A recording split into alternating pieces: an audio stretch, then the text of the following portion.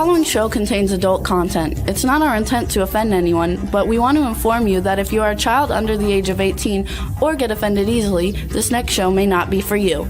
The content, opinions, and subject matter of these shows are solely the choice of your show hosts and their guests, and not those of the Entertainment Network or any affiliated stations.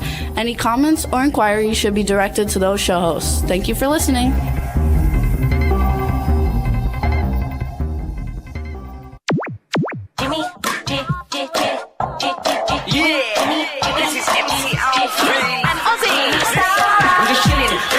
Sitting down and designing, where every man them are thinking, what are we gonna be wearing? Yo, I'm a Liverpool MC, you can't trust me, big up the girls inside the party. Let's get down to crazy Jimmy, big up myself and known as Alfie, the one and only, the Turkish MC. Always love the clothes of Jimmy. Bitch, I'm your one I wanna be, Jimmy Star, new celebrity. We'll take you out to Jimmy Stars. Hey ho, what's up everybody? Welcome to the Jimmy Star Show with Ron Russell, bringing you the good times in music, fashion, pop culture, and entertainment. We got a fun show for you guys today. We have Brian Forrest coming on, and then we have Emmy winner Patrika Darbo coming on. It's going to be a fun show, but before we get started, let's talk about, or say hello to, my cool outrageous man about co-host Mr. Ron Russell and Astro. What a build-up. What a come on. Yeah, right. Oh my God, I could throw up. Anyway, this is Astro. He's on television again. He loves it. He's a ham. He's always camera ready, right, Astro? Say hi to everybody. Hello. Look, he's waving. Okay, now get down. Enough. I have to go. Oh, you want to kiss me? Oh, I'm into making out with my dog. So what's up, chat room? People are starting to show up. Cindy Lady Lake is in the chat room. Thank you so much, Cindy, for all your help with the promotions of everything. Stefan Bell has joined us in there along with Tina. Tina's off to work. Hey, Tina, how you doing? Hi, and, Tina. Are you still with that guy? I mean, when are you going to get smart? A girl like you should be with a multi-millionaire, and you should be kept in luxury. You should be living in the Riviera, driving a Rolls Royce. You're so perfect. I love you, Tina. Well, I love you, Stefan. So there. Also, we want to give a shout out to Dawn Hinton, who just also joined us, and she had surgery on her shoulder. So I hope everything's going well. Well, she said it was her shoulder. She really became a man. Yeah. B. Claudia just joined us. Everybody's saying they like my haircut. So most of you guys know I have a knee surgery tomorrow, so I just cut it all off. Ron cut it off, but I like it too. I look younger and thinner. I said he looks like an erect penis. Yeah. Look at that head. It's definitely a head of a penis. Penis head. That's your new nickname. There you go. All right, everybody. They say we both I don't feel like working today. They like our red. They like the red I'm in today. So there. That good. But I don't feel like working today. That's okay. This isn't work. This is play. No, I'm tired. Like I told Jimmy, maybe if I got paid, I might get excited to work. But when you work for free for 14 years, you get tired. So if you guys want to sponsor the show, hit us up in social media. Yeah, I could use some money. My car broke down. Which is getting fixed now, you guys. God knows what they're going to charge. You know, today, a simple thing in a mechanic's place is in the thousands of dollars. It's insane how people are scalping each other. Everybody's upbidding. You know, I'll charge you more. It's just insane. Living in California, as I wrote on Facebook today, is getting to be an impossibility. You can't get earthquake insurance. You can't get fire insurance. Everything costs an arm and a leg. Electric, food, gasoline is the highest in California than the whole country. So you really have to have a lot of money if you live in California, or you have to live very meekly. You know, like don't go to dinner, don't go out, don't travel. Don't buy tampons. Don't do any of that stuff because, you know, it costs a lot of money. Anyway, I want to go to Florida next week. But, you know, where Jimmy's getting his knee done and so many things that we have to do, it seems to be an impossibility. But where there's a way, there's a will. Where there's a will, there's a way. It won't be next week. It'll be next month, maybe. March 22nd, I believe. Yeah, it's a possibility we might be able to go. I really want to go. I have friends I haven't seen there. I'm going to hook up with other friends who are down from New York. So it'll be a nice, fun week. And we'll do our show from Florida. That would be a different scenery, you know. For those of you who watch us, Jimmy said that more people listen to us than watch us. Okay, whatever your choice is. About 4 million people listen to us, and about 2,000 people to 7,000 people watch us. That's all? 7,000 people watch us? So why do I bother shaving or combing my hair? For those 7,000. Not that I ever comb my hair. For those 7,000. So where are these 7,000 people? We go all over, and no one stops us and says, "Are you Ron Russell?" Well, They used 7,000 to. people out of the millions that are No, in the country. when I had my Set the Record Straight, that was on television, the real television, not this pod crap. And people then used to stop me in the Yeah, rest. but that's because it was only here. No, I was up in, no, don't It was say. only in California. Yes, we're up all and around down. the world. I know that, but I live in California, so the people that watch Okay, but- Set the Record Straight knew me. Yeah, but people here don't know us. No, because because they don't watch us. we go to China. The Who people- our biggest place that people watch us is New York. That's our number one demographic is New York. Yeah, because I'm from Brooklyn and I'm from New York, and they love me. And so New York watches us. New Jersey watches us a lot. Yep. The UK watches us a lot. Yep, New Jersey loves me too. And All the Guineas, the Guidos in New Jersey. yeah, but The California Wise people, Guy show. California people don't love us. No, California people are drunk. They're always drinking, so they wouldn't know us if they fell over us. That's Right? funny. Don't they like to drink out here? I've never seen people drink like in California. Florida, New York, they drink in New York, but not like California. California, no matter where you go, they have a glass in their hand. So I guess you have to be a little high to live here. So here's some updates for some different things, you guys. Again, we want to make sure everybody knows The Beast Inside is out. We want you guys to check it out. Also, my movie Purgatorium is on Tubi. And yesterday we put a teaser trailer up for another film called Get Her. It's on the Jimmy Star Show with Ron Russell YouTube channel. So check it out. It's really short, only like a minute and a half, but you should check it out.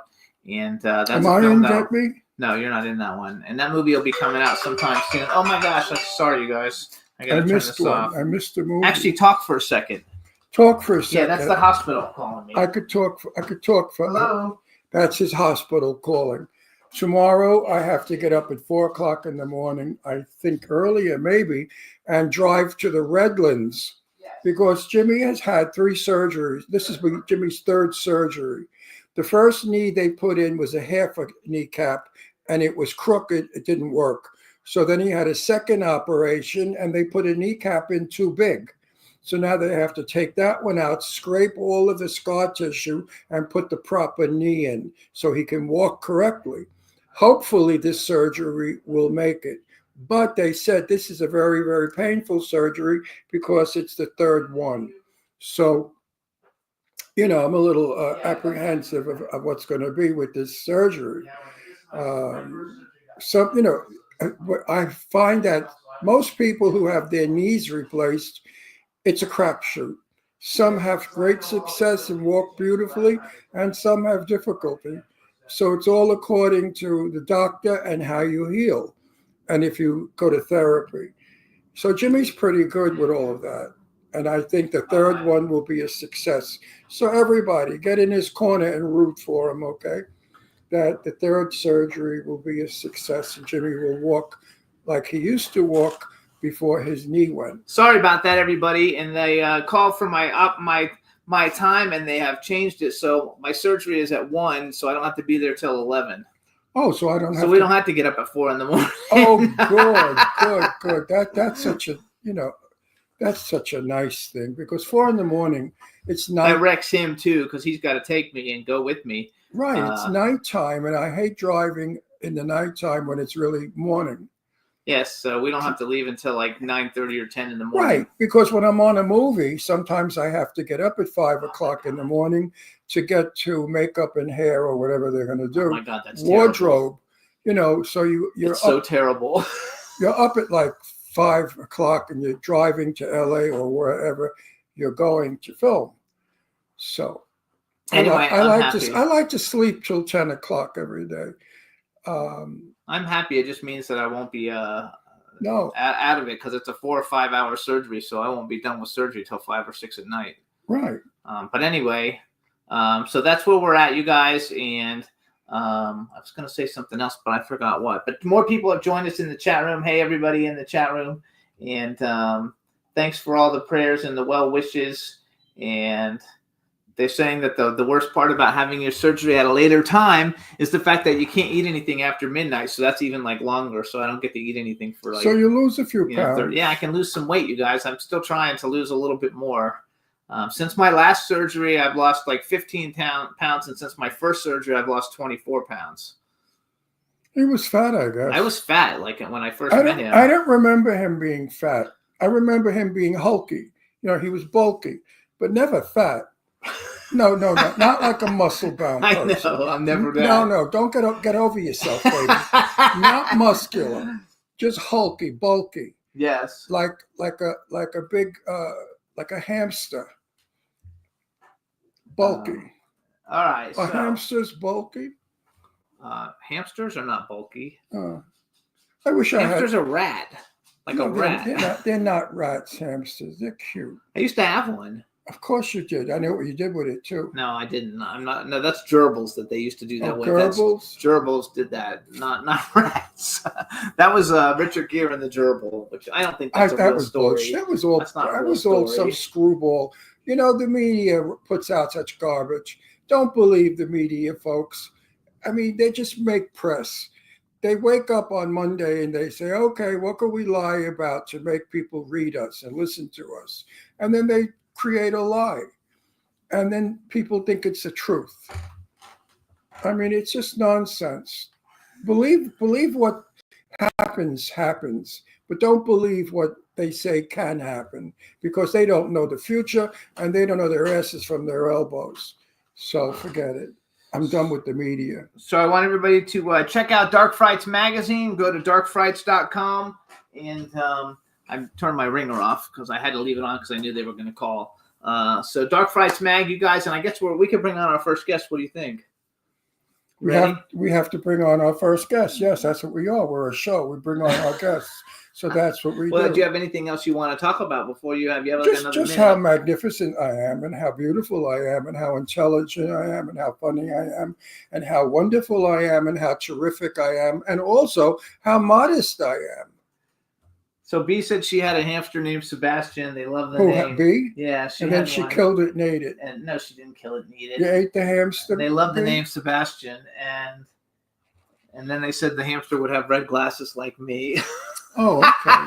I love these glasses. All right. So it was a gay hamster? No, it wasn't a gay ham. Red doesn't make you gay. Those red glasses make you very No, gay. I get so many compliments on the glasses. Yeah, because it's not they know even you're funny. a fairy. They know you're a fruit. But if you were supposed to be straight, you wouldn't like the compliments you get. No, everybody loves them. They love the pink ones the best. I Oh get a lot yeah, of pink compliments on the glasses ones. on. Yeah, you really look butch. I really am though, going bald. Look. Yeah, you're Oh, butch, and well. pink glasses make you very butch. I am. I'm butch. So let's bring on our first guest. Oh. All right, well, let's let him in.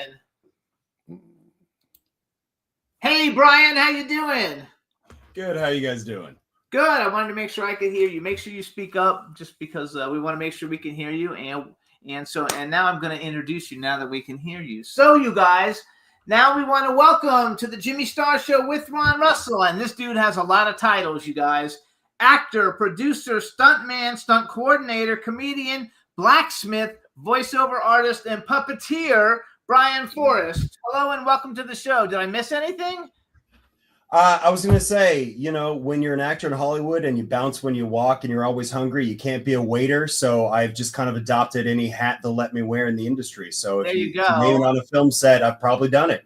There you go. I love it. So this is our cool, outrageous man about town co-host, Mr. Ron Russell. Hey, Brian, Pleasure. answer me a question. If you saw a man with pink eyeglasses, would you think he was a faggot? I have these glasses in pink.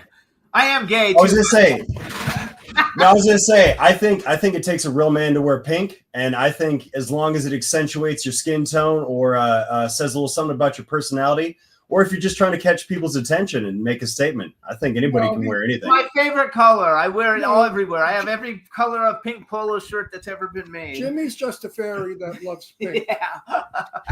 I was gonna say one of my first modeling jobs was literally for a magazine called Fairy Magazine, and I was holding an owl and I was wearing glitter and ears. But I am just a basic cisgendered white straight male. But I think I look amazing with a glitter beard, so I don't think anyone's ever gonna stop me from wearing glitter. There So I you think go. I make it look good. You know what? I knew Rock Hudson. I knew Fair him. enough. I didn't know him well. I knew him a little bit. And He might not be old enough to You even know who Rock Hudson Hudson is? He's young. Of course, I was just gonna say I was warned that there might be some dated references, and I was like, "Are you kidding?" I literally grew up. My first crush was Ann Miller. I got to meet Esther Williams. Ann Miller? Yeah. Oh yeah. Oh, I knew Ann also. I knew Ann. Oh. I knew Ann in her old age when she was hunchback. She was so bent over when she walked. Her nose almost was on the floor.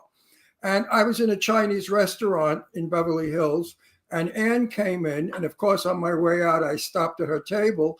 And there she was with her face this far from the plate because she was so hunched over. Bad rheumatism. And I thought to myself, this dancer of dancers, nobody could top like Ann Miller. No one. And look at her now, old lady bent over. So you see, enjoy your youth while you have I it. thought you were about 25 or 30 and prematurely gray, so I'm surprised you know Ann Miller, so good for you. His best friend was Jane Russell. His best friend was Jane Russell, so I'm sure if you know Ann Miller, you know Jane Russell. You Of didn't course. my Ann Miller story. You interrupted it. You were at the end of it. I wasn't at the end of it. She looked up at me to say hi, but she couldn't lift her body. So she looked like that with one eye. And I thought she looked like Quasimodo. You know, that it was weird. And that was the last time I ever saw her. And then she passed away. So just to I was give gonna you, She was Ann Miller was very nice. Annie, they Oh called her. yeah. She was a regular girl. She was no movie star. Annie was When real down to earth and sweet.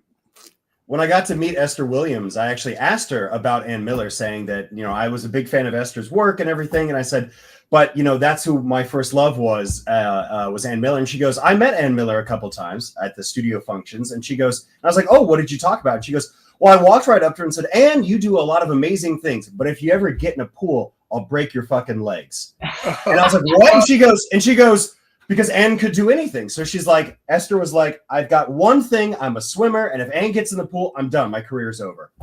Well, I've been in Esther Williams' house. Jane Russell and Esther Williams were best friends. And Jane brought me to Esther Williams' house.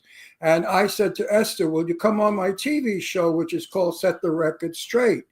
And Jane said to Esther, yeah, but be careful because he asks crazy questions. And Esther said, like what? She said, well, he asked me what size bra I was. And I said, Jane, after all, you were famous for your tits. So I wanted everybody to know what size bra you were. And all you wore was a 36B. And Esther said, that's all you are, Jane? And Jane said, yeah, I'm not big at all. I'm a 36B. So I brought up the tit conversation in Esther's house. Esther was beyond belief. She made coffee and little things she's wonderful. I miss Esther. She was a lovely. She's the swimmer, right? The swimmer. Yes. $1 Million Mermaid. Lovely woman. She was, and her husband was a doll too. Sweetheart. I think he's still alive. Ron knows everything about the golden age of Hollywood. He did stuff with, he worked with the Elizabeth Taylor AIDS Foundation with Elizabeth Taylor. I grew up in it. He knew, who's the other one everybody gets so upset? Who's the other the biggest one? Betty Davis. Oh, Betty. Yeah. He knew Betty Davis. Yes. He knew a whole bunch of them. Tab Hunter. He knows all of them. Because back in 50 years ago, imagine I could talk about. I'm 84, so 50 years ago, Hollywood was very little. It was not a big place. It was a town, a little town, and you could see these people and meet them at parties and become friendly with them. Today, it's an impossibility because J-Lo, if you look at her, she has you arrested. And the rest of these jerks, these stupid young actors of today think who the fuck they are, and you can't talk to them. Angelina Jolie grew up in my house in Beverly Hills. She went to school with my daughter, Deirdre. So Angie, I made peanut butter and jelly sandwiches for Angie, and she swam in my pool in my house in Beverly Hills. So I don't think if I saw Angie today, I ran into her about 15 years ago in a drugstore in Beverly Hills, and she was with her then husband, Billy Bob. Billy Bob, and she was very sweet and very nice, but not friendly. I mean, not encouragingly friendly. So the stars of today don't have the grace, class, or warmth of the stars of years ago. Even Betty Davis, who was a bitch at times, tough broad, very tough. Watch what you said. Yeah. Oh, if you had to watch your P's and Q's around that one. If you said something she didn't like, she shut you down in 1 second. She didn't give a shit about feelings. She told it like it was. But if she liked you, she was a doll. So I find Hollywood today not the same. All right. I think that's fair. Yeah. I'm going to steer this conversation a little bit. First of all, where are you? Are you in California? I am. I'm in LA. I was born and raised in Orange County, and then went to UC Santa Barbara, and then moved to LA. I'm definitely a West Coast kind of guy. Wow. Why did you leave Santa Barbara for that sewer? I love it wasn't. It's too expensive. We think it's expensive in LA, but Santa Barbara. Once I graduated, I was like, can't afford to stick around. No, Got to go to the big city. Jane lived up in Santa Barbara for a while. Montecito, I think too. Yeah. And then she moved. Yeah. She OD'd on booze and was hospitalized, and her son went and bought a house up in where the hell was it? I used to go there all the time. I forgot. North of Santa Barbara. And Jane was miserable because she loved Santa Barbara. She had it's beautiful. She had a boat at one time, and all her friends were there. Okay, so hang on. And then I used to go to the other one, the next to Santa Barbara. What the hell is it called? Montecito, where Tab Hunter lived. So I'm very familiar with there. I would live there in a minute if I could afford it. Exactly. Someday, maybe. I love Santa Barbara. I love it so much. Just so you know, the chat room loves your smile. They're very cute. Are you straight or gay? He's straight. I am straight. Oh, you got. I went to theater school, so I definitely know I'm straight. You have a girlfriend? Fiance, yeah. Oh, good for you. Congratulations. You have a girlfriend? Thank you. Fiance. Did you give her a nice ring or cheap one? A nice one, actually. We've been together. We've been together for 11 years, and wow. we actually this last fall, we went to Edinburgh Fringe and did stand up, and so afterwards we ran away to the Isle of Skye, which is where they filmed just all these 80s fantasy movies that we grew up with. So we went to a place called Fairy Pools, which is basically a series of very treacherous waterfalls coming down off the mountains. The question is, you had 11 years of premarital pussy. Now, how big was the diamond is what I want to know. Funny enough, she's not a diamond kind of gal. She'd actually given me a ring because I was there for her. Her older sister had passed away from cancer when she was fairly young. Yeah, and so a lot of her friends just kind of couldn't handle that in their early 20s and stuff, that the emotional weight of all of that. But I stuck around and I was there for her. So she actually gave me a ring that says in Gaelic, Anam Cara, which actually means soul friend, which can be romantic, or it could just be, it's your soul recognizing a counterpart in another. So basically go ahead. I was kidding and teasing you, of course. Of course. Give me her phone number. I'll call and educate her. Basically, she'd given me this ring as like a thank you, and I used to wear it on red carpets to get people to leave me alone. It's like a fake ring. So basically, but she gave that to me. We hadn't even started dating yet. And so here we are 11 years later after we'd actually started dating, and I gave it back to her, and I said what I thought was very funny, that our relationship had come full circle. She didn't even blink because she's the funny one. She's the stand-up comic. But she did say yes. And we were witnessed by the fairies there, as well as a lot of very nosy sheep in the Scottish Highlands from our proposal. So she hung around for 11 years. Give me her phone number. Well, hey, it took me that long to convince her that getting married was a good thing. She was raised by a burn your bra hippie, very hippie parents, so she didn't want any sort of like. She's like, I'll never get married. I don't want no government involved or anything like that. And I said, well, at least for the tax purposes, we should at least probably sign a piece of paper. There you go. No, she's stupid because I have to call her. Because if you're married and the marriage doesn't work, you got to support her in her lifestyle for 2 years and she gets money. If you don't marry her, you kick her out. She's in the street with shit. No, you have. Well, anyway, that's not a No. good conversation. Anyway, What's not a good conversation? Everybody loves this kind of conversation. a lot of No, people. we're going to get to his career. You know, I don't ask those questions because my audience gets bored. They said, we don't give a shit about what his Well, career they're is. asking about it now. He's sweet. He's very cute, and we want to know his private life. So I'm the one that goes into the private life. Usually, that we do that after we do the career stuff. So let's do some career stuff. Some career stuff. Wait a minute. He does too many things to even talk about. No, he it. doesn't. Wait, Shut. shut. No, it's my turn. Wait, my turn to yeah, talk. but I want to ask him a question. How are you a blacksmith? There are no horses in LA. So, okay.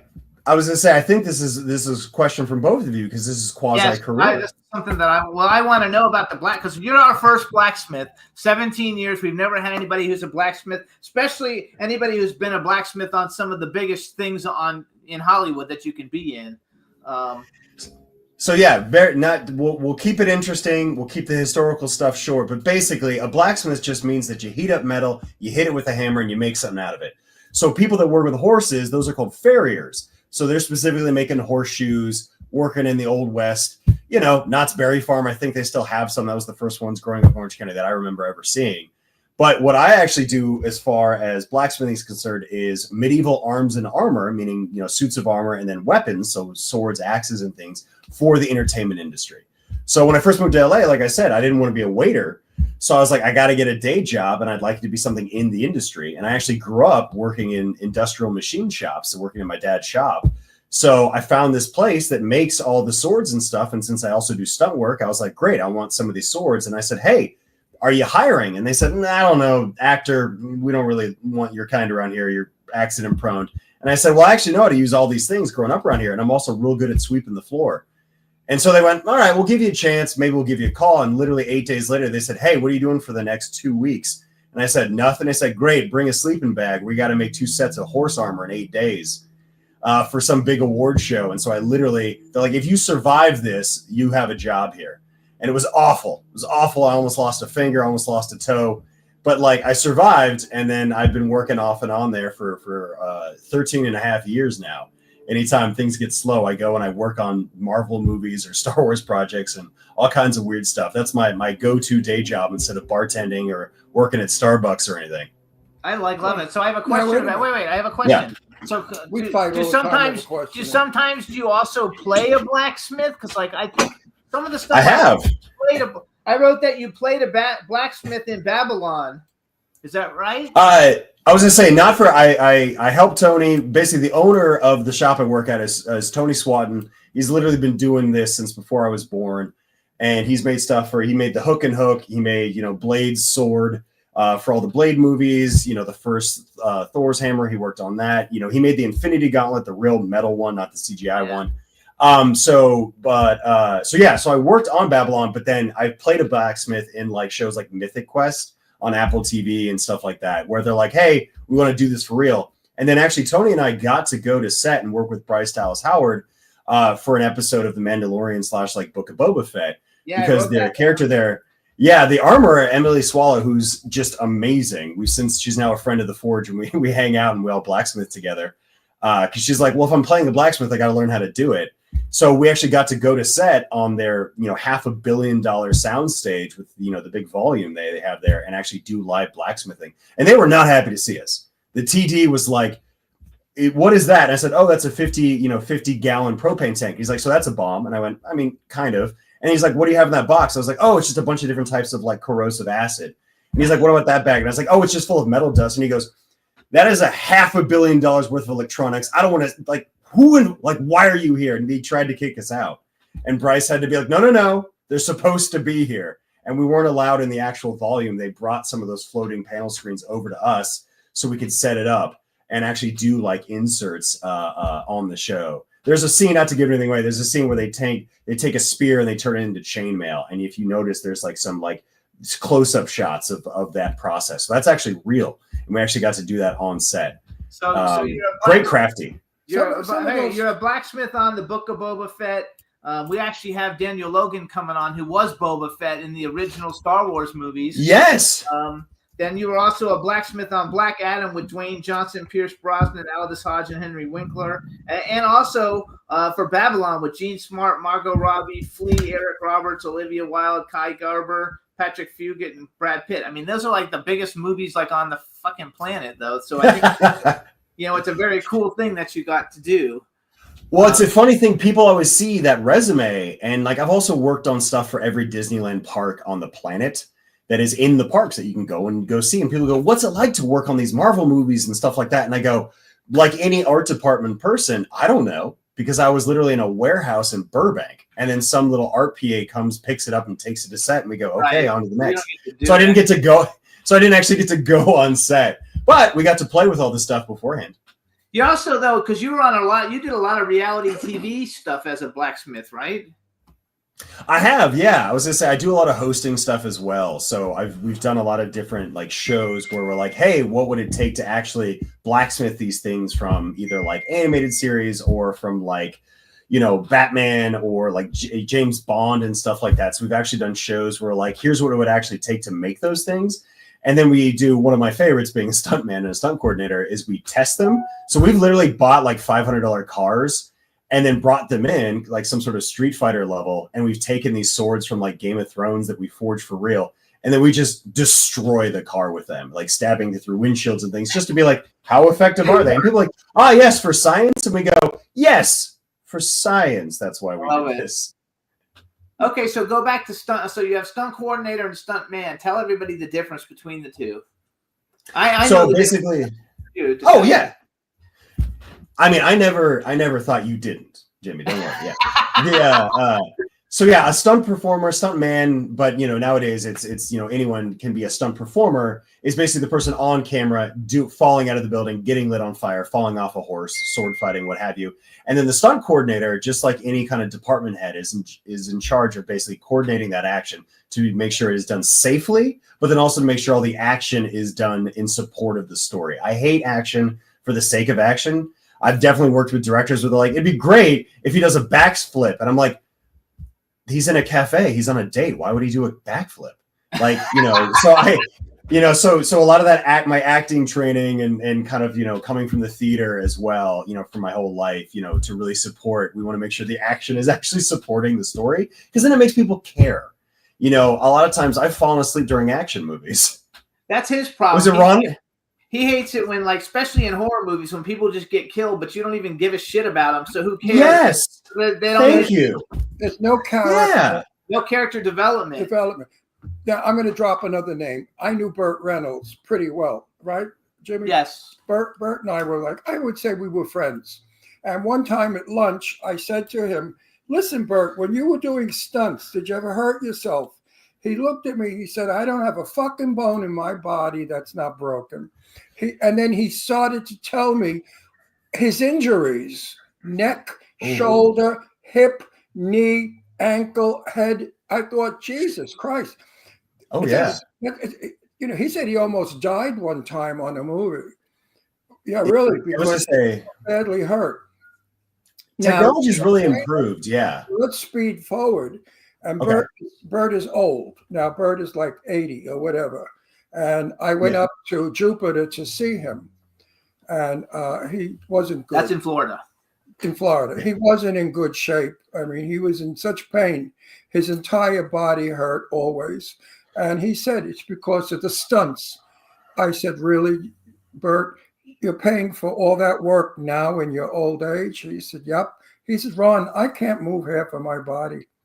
Oh, Because of my stunt work. He really did stuff. I mean, he was crazy. Burt Reynolds, he's famous for doing like as many of the stunts as they would let him do. He's like, great, I'll do it.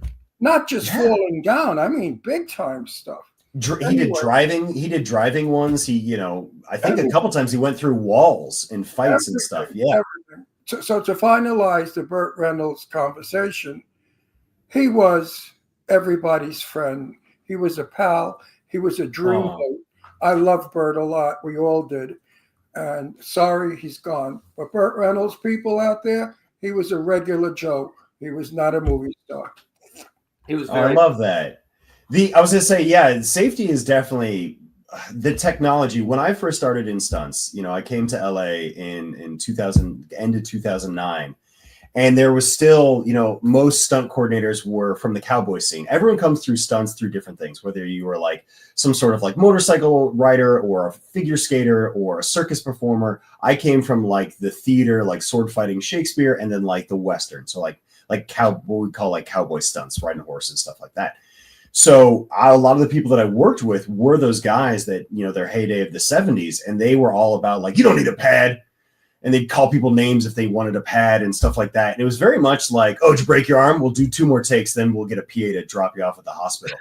And so I was like, oh, maybe I don't want to do this. But I was very fortunate that, when I started to make the transition to coordinator, because you got to be a performer first. You got to know how to do it. What does it take before you ask someone else to do it and to trust you? It's all about stunt people. It's a very close-knit community because you're trusting everyone with your life, so that you don't end up. Did you ever? Oh, yeah. Oh, yeah. And What'd you do? was my worst one.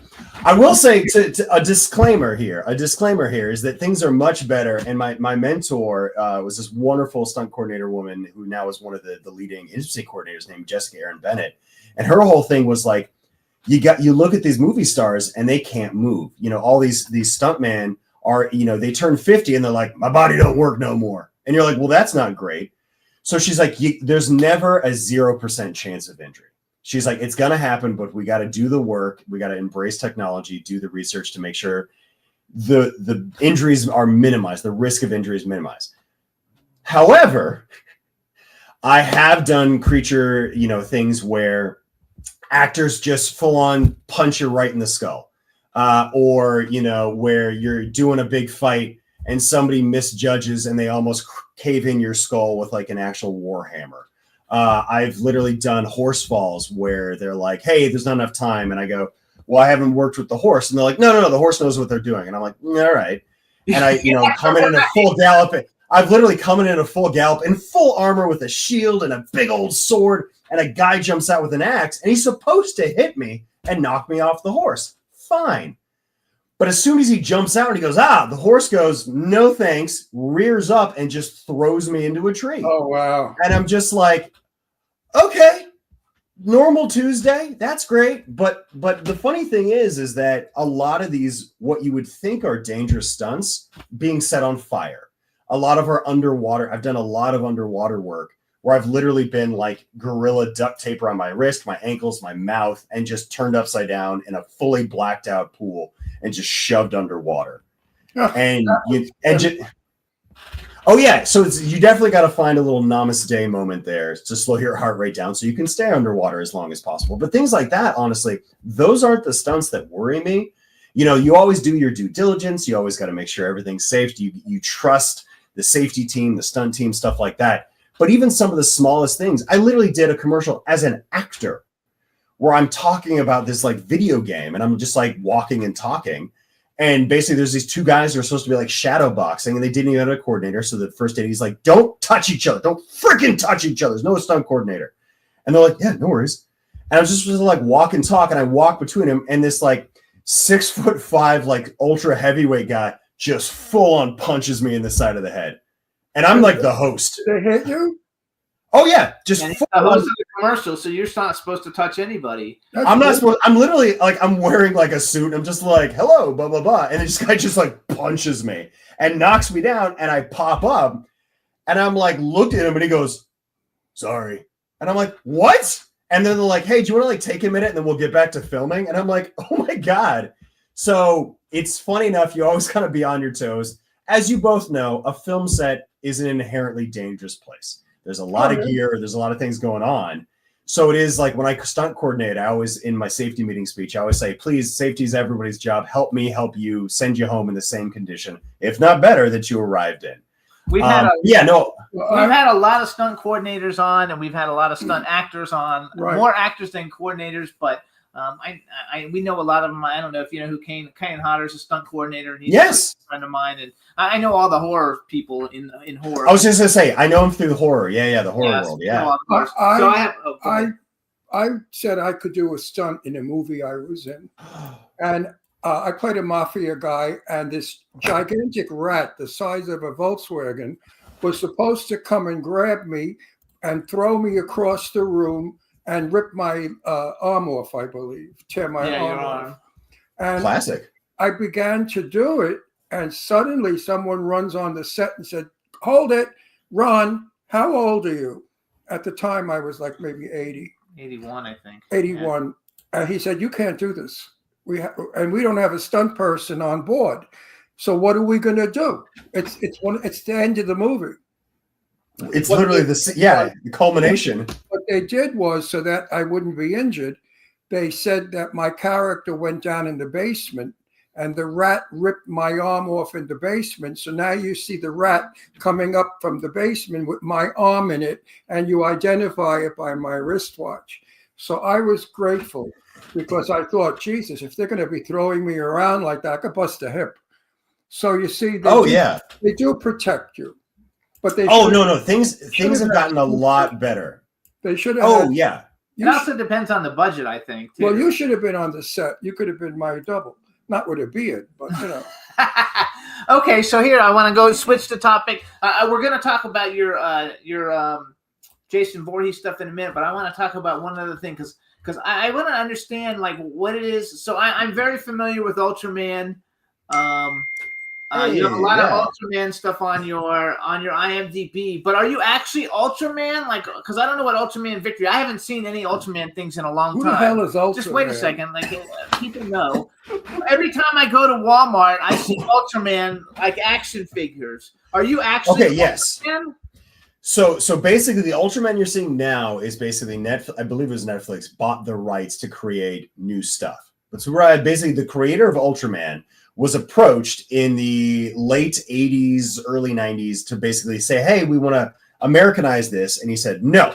Japanese creators are very, very, I've done this a lot with anime as well, that they're very protective. Their artwork is who they are. So if the artwork is misinterpreted or disrespected, they take it very, very personally. It doesn't matter that they get a check for however much money. However, Power Rangers creator said yes. Saban. Power Rangers is now a multi-billion-dollar franchise for the last 40 years. So basically, when he's getting older and he was like, hey, maybe I'm open to basically at least dubbing over the movies. So I am an English dub voice actor for the live action Ultraman franchise. So we did like 10 or 12. And then it's also very rare to voice over more than one Ultraman. There's never been anyone who gets to be more than one. So I am Ultraman Victory, which, Ron, it's basically, these are, some sort of like quasi sci-fi fantasy people who basically find things that power them up. And it's very much like those old Godzilla movies where they're now 300 feet tall and they fight in these giant kind of like rubber suits. So it's very almost kitschy, but like in a classic sort of like Japanese horror monster kind of way. So basically, I am the English dub. I am the English dub of Ultraman Victory. And then actually later, because they couldn't find anyone that they liked for the voice to kind of voice match the actor, is that I am the voice for Ultraman Dyna for when he's older. So when that actor actually came back in the 90s and early 2000s to his character. So I'm technically the only one who's ever done two.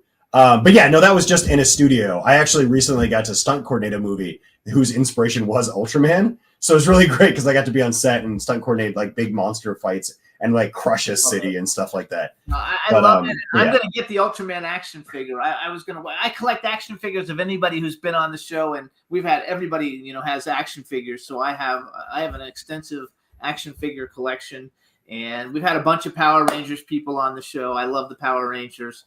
I have a lot of them in my collection also, but I just thought that was the coolest thing because I was looking at it and you were like, Ultraman, you're in the series of films, Ultraman Victory 13 episode TV series. Like you're in like a lot of it. Like you're like Ultraman. That's like a big deal. for people who don't really watch that kind of stuff, it's not a big deal. But for like, a lot of Yeah. people, it's huge. I have no idea who Ultraman is. I've never seen it. Have I ever seen one? No, you've never seen it. So where did he come from, Ultraman? Oh, I don't know. It's Japanese. It's Japan. Oh yeah. It's basically it's in the vein of Godzilla, you know, like with the same creator as Godzilla and stuff like that. The same studios and stuff like that. So it's basically like their kids show version, and it was a TV show for a long time. He's like a Superman and a Batman. Exactly. Yeah. Think of it like most are Earthlings, but they basically get powers, and then they basically can transform into these ginormous, you know, kind of alien entities. People. No, he's like that though. That you're thinking Power Rangers. He's like it's like the Japanese version of Power Rangers. No, the ninja people, the little ninja Yeah. things. Yeah, he's like the Japanese version of that. Okay. Well, I was gonna say Power Rangers is originally Japanese as well. Oh yeah, that's true. Hey, That's Power true. But I know the Power Rangers. We had them on. Yeah. Oh, we had them. I Well, actually, I was actually I almost the one who killed himself. Now I forgot his name because I'm on the air. But, Jason. David Frank. Jason. Yeah. Yeah. No, I had the pleasure of meeting him a few times. Actually, Power Rangers. So in the original Mighty Morphin Power Rangers that I Jason was know the on, Power. there's the. So do you remember in the original show in like the 90s and stuff, there was like the two punk alt bully kids named Bulk and Skull? Yep. Like there's one heavier guy and skinny guy. So the skinnier guy, his name is Jason Narvi. And when I went to UC Santa Barbara, I was going to be an engineer or like a history teacher, mechanical engineering history teacher. And I saw for, your general education requirements, they had like an intro to acting and growing up the theater and stuff like that. I was like, easy 4 units. Jason Narvi, freaking Skull Skullovich from the Mighty Morphin Power Rangers was my professor because he was getting a PhD at the time. And he made me re-fall in love with acting. We did like scenes from Rosencrantz and Guildenstern Are Dead, and watching him work and him giving me notes reinvigorated me and went, oh no, my parents are going to be so mad. I want to be an actor. Oh no, I went to college to be like an engineer or a history teacher. And so, so I blame Jason Narvi. He knows. He played my dad in a movie right after I graduated. I love that. I love it. Yeah. Brian, you must never ever Yes, sir. again say, you must never ever again say, I want to be an actor. You must say, I am an actor. There's a big difference. Yes, sir. Because- That was at the time. I was like 18. Yes, that was at the time. If you were auditioning, if anyone auditions for us and they say, I want to be an actor, I say, okay, go to school. But if you say, I am an actor, I say, what have you done? So there's a big difference there. Yes. A definite, you have to be, in this fucking business, I love that. you have to con everybody into who you are. I mean, you got to lie, cheat, and steal to get a part in a movie. It's very difficult. My favorite college professor was Sage Parker Lang, who's Mary Louise Parker's older sister, who had her own career for the longest time before a safety concern. She was severely injured on set, and then she went into teaching.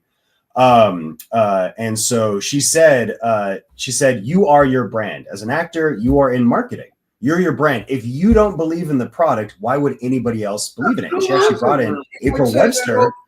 I say all the time.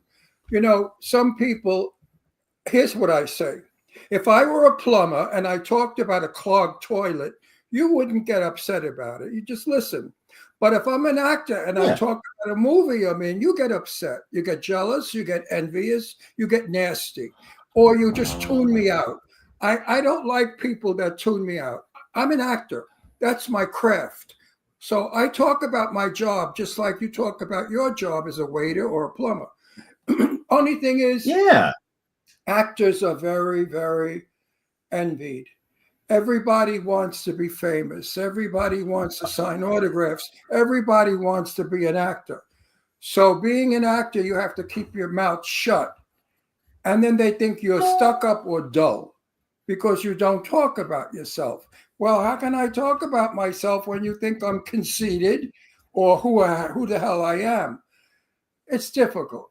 I'm in the business 64 years. I get that. I still have difficulty with it. After 64 years, you would think I would have found a solution. There is no solution. Let me know. The only time you could talk about being an actor is with other actors, and they don't listen. They want to tell you about themselves.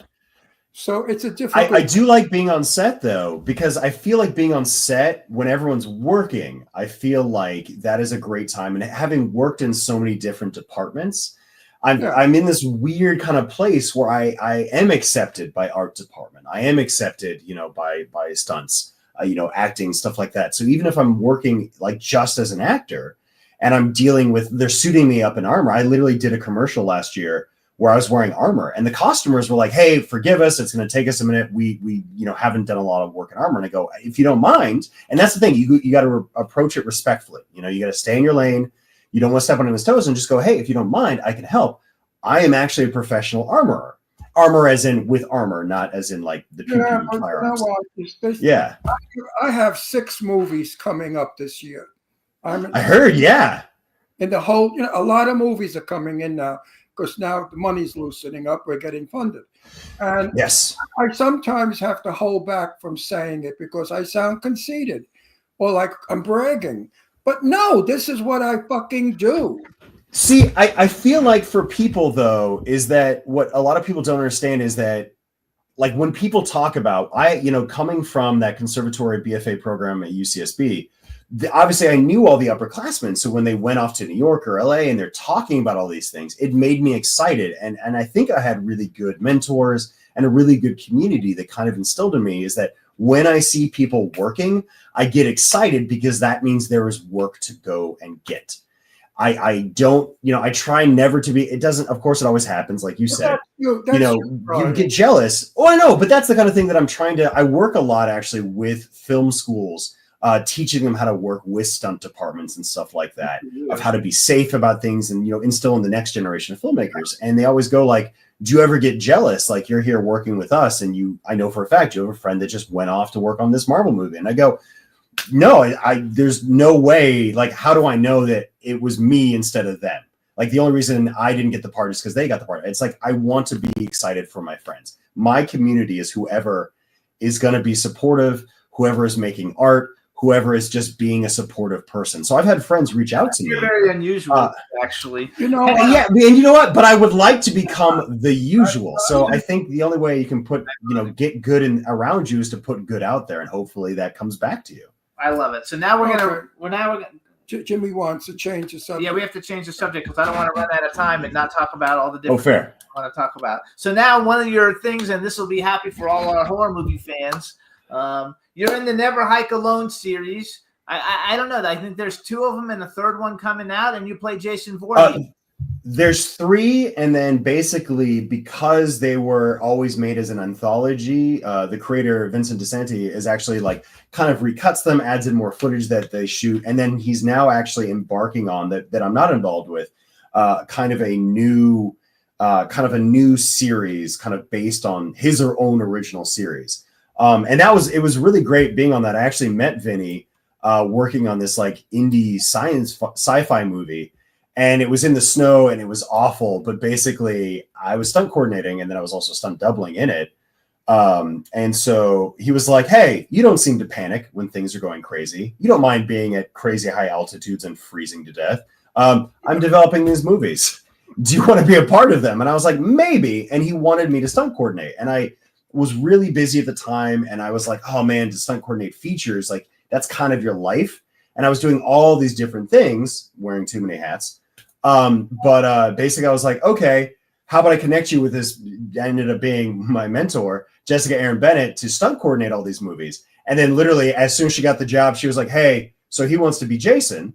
But like he needs a stunt double and you guys are the exact same size. So you're now Jason Voorhees. Cause if I'm going to go freeze up in the mountains, you're coming with me. So we got to do 3 features across 7 years. I mean, oh yeah. Jason's one of the most iconic horror people in horror. We've had everybody who played Jason on the show, all of them. We've had every single person. And that's how I know Kane and Doug Tate and stuff like that. And Derek Mears. Oh yeah, Mears. Yeah, he's like a friend of ours. Yeah, they're all friends of ours. Oh. And we even have James Stokes, who's the Jason in a bunch of the other fan films from. Oh yeah, one of the OGs. Yeah. So I actually took the trailer, Never Hike Alone 2 trailer. I thought we would play it for everybody real quick. Yeah. Since you're Jason. And So introduce it for us, and then our engineer Juan will play it, and then we'll be right back afterwards. Of course. Hey guys, you're about to watch the trailer for Never Hike Alone 2. This is the third installment.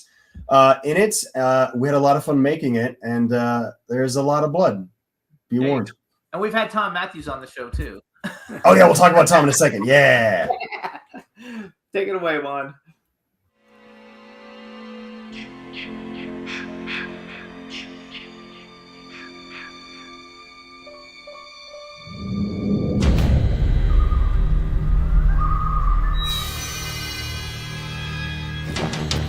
There's a legend round here. His name was Jason. A killer buried, but not dead.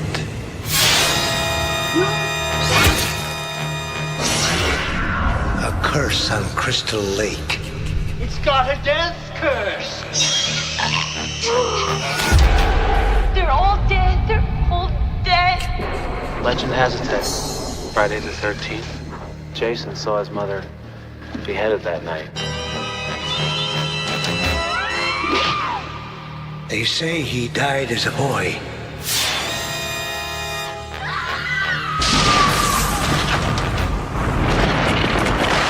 But he keeps coming back.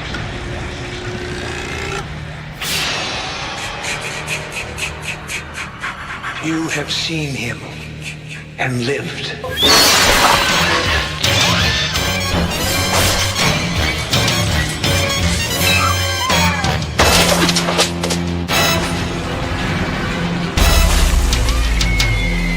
Some have even tried to stop him.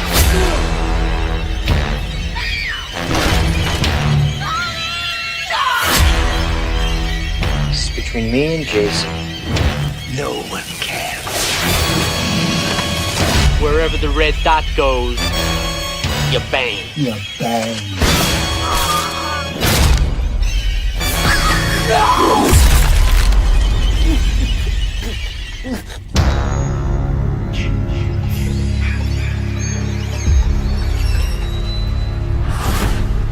People forget. Jason's out there. Waiting. Waiting.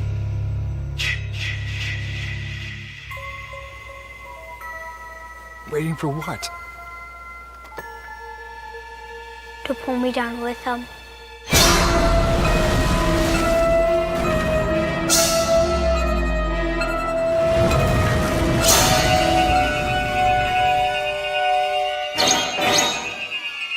You went into his territory, you drew him out, and now people are dead.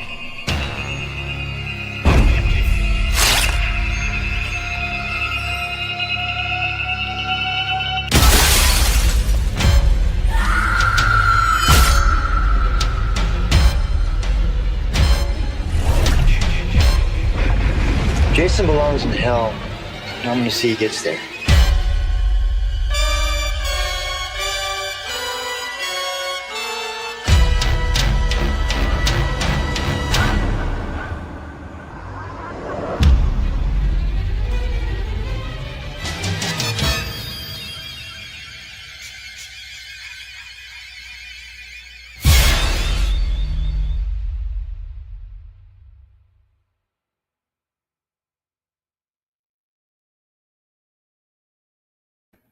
I freaking love Just it. Great trailer. It's really a good trailer. How did it feel hitting the guy in the face with an axe? Pretty good because I missed. That was Because disgusting. I didn't actually. Yeah. That was really. I was gonna say, yeah, we had an amazing makeup team.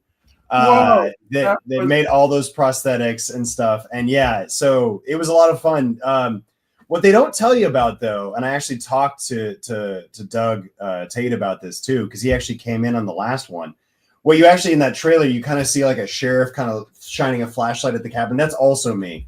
I also played a deputy because I was on location with them and like, we need a deputy. And then he said, oh, we also need to kill somebody. I was like, kill me. So literally in the movie, I shoot myself in the face. effectively, like as Jason, and then Vinny switched over to Jason for the final moment where I get shot in the face. But yeah. What is Jason? Is he a zombie? Basically, for our story, basically, there's a lot of stuff they've messed with because it's like, it's very supernatural. So they're like, is it druidic in nature? Is it just a pure like zombie? What is it? So our Jason in the franchise is considered a ghost. So he's called Ghost Jason Voorhees.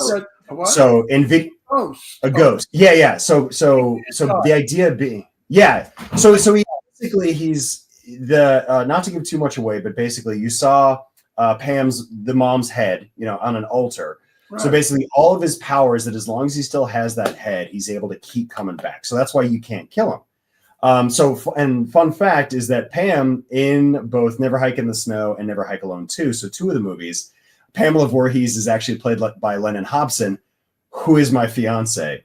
Oh, the reviewers loved that they were like, oh, I love that, like, Pam and Jason in real life are together and like talk about confusing role play. I think Bloody Disgusting said, and I was like, why? And she was like, that's hilarious. I'm putting it on my website. I was like, weird.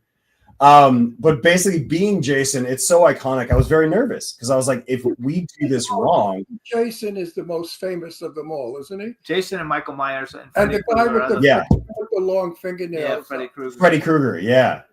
The fun thing too is that Vinny actually got blessing from the original creator, but obviously got a cease and desist from the studio because there's this historically, not to get into it, battle between the two. But basically, the fans consider us canon. And like, if you look on the different, fan Wikipedias about everything like that, I'm listed, which is amazing to kind of count myself amongst, Kane and Doug and like Mears and everybody who's been Jason. And getting Tom Matthews and then Vince, Vinny Gustafario, who's the original Sheriff Rick Cologne, Tommy Jarvis to literally come back and be like, hey, we never got to see what happened to these guys. Great. Fast forward 30 years. How does it actually end? I have a almost 7 foot Jason animatronic that you plug him in and he makes the noise and he swings. Yes. And he swings the thing. I have an extensive collection, and I love it. We should get Jamie on our show. She's from Halloween. She's not from. I was gonna say we should. I just thought about it. Okay. Of course, I knew. She's also a big nerd. You should talk to her about World of Warcraft. I knew her father well. Tony Curtis and I were friends. So I wonder if she would come on because I don't think Tony didn't get along with her, so maybe not. So I also want to mention, because we're going to run out of time here, you also played The Killer Santa and Grandma's Cookies, A Christmas Tale, starring Eileen Dietz by Michael Coulombe, who was just a guest of ours 2 weeks ago. We played the trailer then. That's why I didn't play it now, because we played it then. He had already played it. And then you did a movie called Quasi, and I don't know what it is, but Kevin Heffernan and Steve Lemmy have both been on the show. When I lived in Florida, I used to see and hang out with them a lot. And it also has Brian Cox, what an A-list star, and Adrian Palicki. What is Quasi? Is that a movie? So that was another one where I was a blacksmith building stuff for it. It's basically the Broken Lizard guys that did Super Trooper. I know the Broken Lizard, yes. Okay. So yeah, it's kind of it's hard to explain. It's basically, what if there was more of a like rom-com approach to the story of Quasimodo, but with the humor of Super Troopers. So we did like a lot of like torture gear and like random swords and weird things for the film itself. But that's another one where I got to work on it, but I wasn't on set for it. Okay. But the horror movie that I've actually, if I can plug something, I've got a horror movie. Yeah. Go. I was gonna say the horror movie that we actually just wrapped. That Ron, I was hearing about that. You've got a movie that's dropping any day now on Tubi. I have one as well called Gnome 6: 7 Slaves Till Mithras, which is actually like a Christmas slasher kind of like black comedy cult film that should be dropping on Tubi. I think they're going to do the Christmas in July kind of premiere, and then Plus, and then also Amazon Prime. Or that's another one where a friend just wanted art department support. And then I was like offering to, hey man, whatever you need. And then he was like, actually, do you want to audition for it? Hey, do you actually want to be the lead? Do you want to actually come on as a co-producer of it? Do you want to stunt coordinate? So we wore way too many hats. We do have more planned in that kind of franchise, but it's basically the idea of like taking, people's souls and putting them into these Christmas gnomes and they come to life. And there's a cult of Mithras, which is actually a pagan sun god, and who a lot of the like Jesus and Christmas kind of like, the dates and, even star and stuff like that. A lot of that is kind of copied over from the pagan holiday and pagan calendar. So we're like, hey, how do we mix all this stuff up? So Gnome, you guys, really Gnome 6, 7 slaves till Mithras. And then to your question, so Jamie Lee Curtis is in Halloween, and Halloween's killer is called Michael Myers. Yeah. Who's the guy with the ugly, white, long, skinny face? Michael Myers. Michael Myers? With the hood? Yeah. He looks Ghostface. Ghostface. Who? Oh, you might if it's a Black Hood? Yeah. That's Ghostface. That's one of my favorites. I'm a big on that. That's the Scream ones. We've Yeah. actually had Lee Waddell. We've had lots of people from that on. I've had the people under the mask of every major horror thing, and Awesome.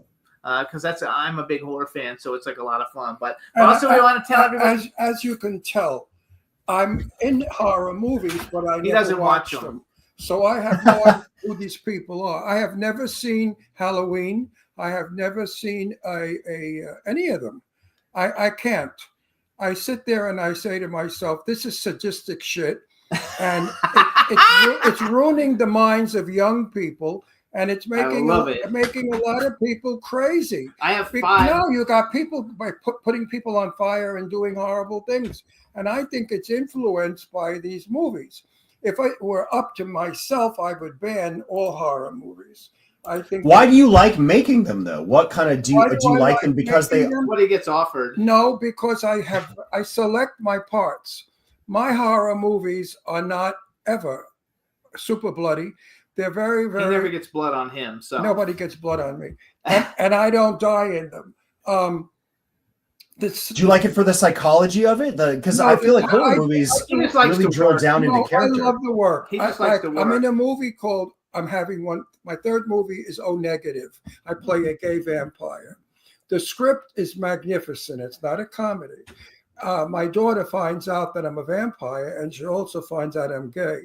And I take her to a wonderland where it's all unusual people. It's a brilliant script. So I'm in horror movies that are not horror. My movies have stories. The characters have development. And the acting is good on everybody's part. I love that.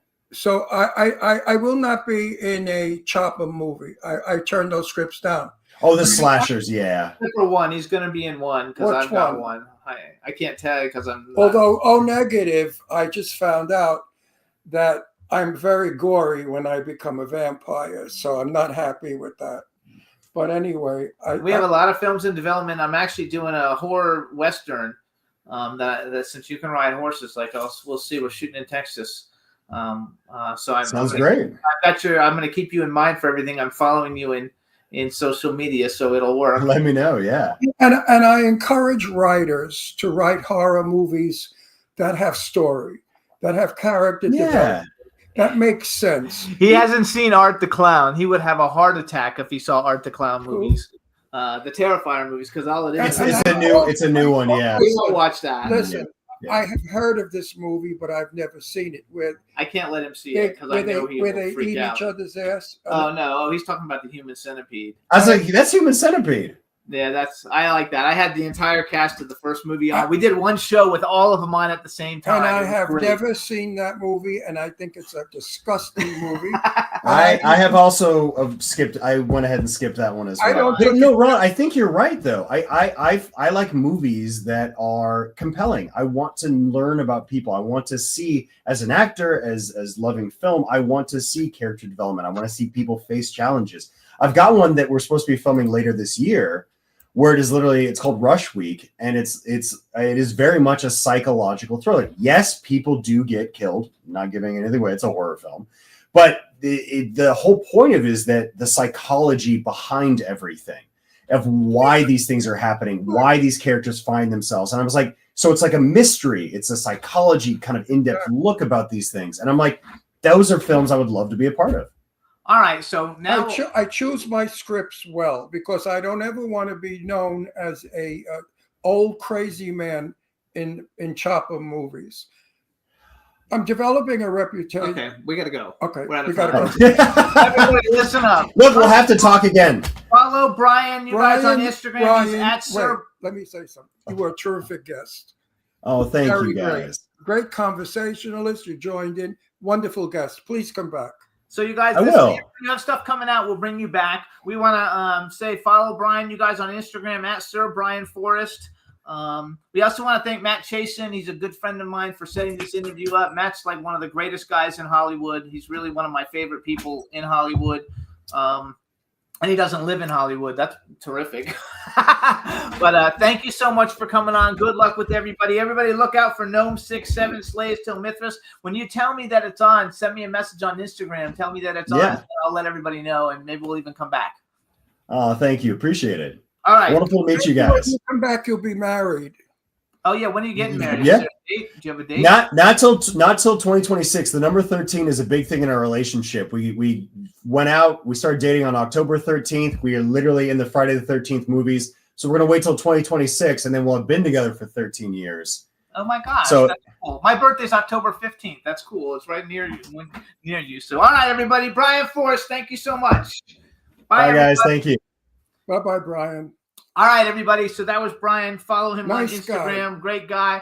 We're going to bring on our next guest, Patrika Darbo. So let's bring her in and see if we can hear her and get it going. Hello. Hello. And I'm sorry, I have a little bit of a frog. That's okay. What'd she say? She says she has a little bit of a frog in her throat. That's okay. That's okay. You look fabulous. Thank We you just so want to make much. sure we can hear you. All right, everybody. Now we want to welcome to the Jimmy Star Show with Ron Russell, actress, producer, director, and primetime Emmy Award winner Patrika Darbo. Hello and welcome to the show. Thank you. Thank you. Excited to have you because we first of all, let me introduce No, what I you already know. Please, I know Our her. cool, outrageous man about town co-host Ron Russell. I kiss her every time I see her. And and we I were give- supposed to be husband and wife. That's right. I give her big hugs when I see her. You know what? I'm seeing you all over the place. I see you in commercials. You're really working. I saw you in a couple of movies, so you're doing it. I'm All the trying. I'm time. hanging in there. Hanging in there. You're a busy girl.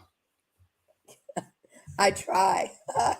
I love it. So you guys, first of all, you can follow Patrika on Instagram. She's at Darbo Patrika. So you just got to reverse it. I wrote down that you were born in Jacksonville. I went to high school in Jacksonville. Really? Did you Yeah, say? I was born in Jacksonville in St. Vincent's Hospital, the same hospital that now I can't remember, so I'm not going to tell that story.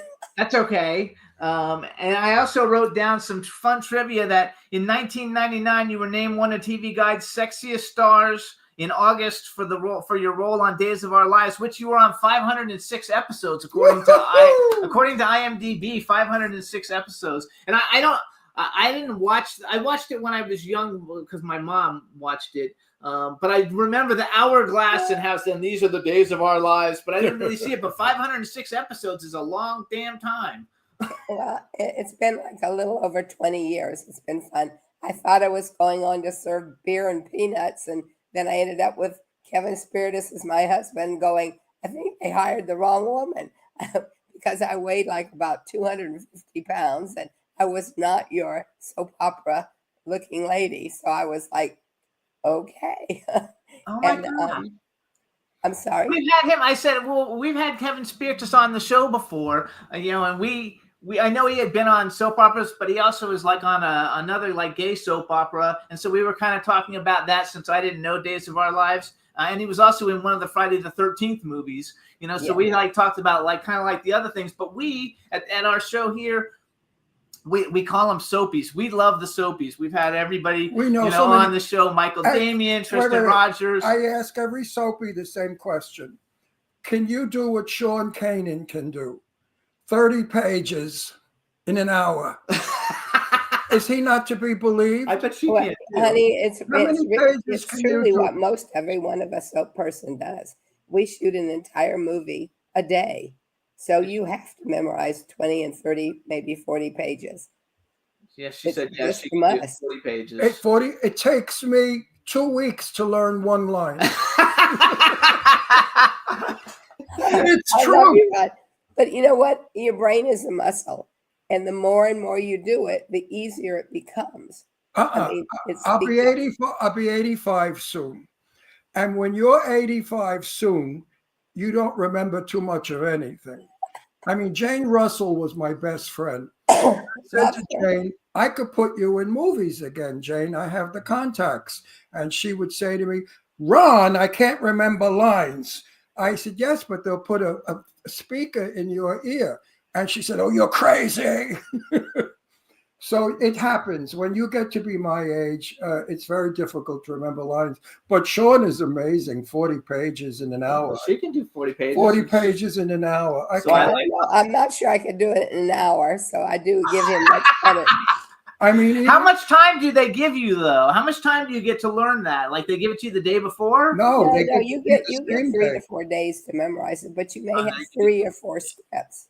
Okay. No. Kristen Rogers said they on the set they'll say, "Okay, Tris, here's a new script," and you have to learn it in a matter of minutes because they changed the script. Am I right? Well, I haven't found that in Days of Our Lives, and I didn't really notice it in Bold and the Beautiful either. I mean, we got our scripts 2 or 3 days ahead. Now, Days of Our Lives is 7 months ahead of, so they're trying to catch up because they're on Peacock. So they shoot a script every day, but the show is now aired on Peacock, and they want more product all the time. So they're 7 months ahead.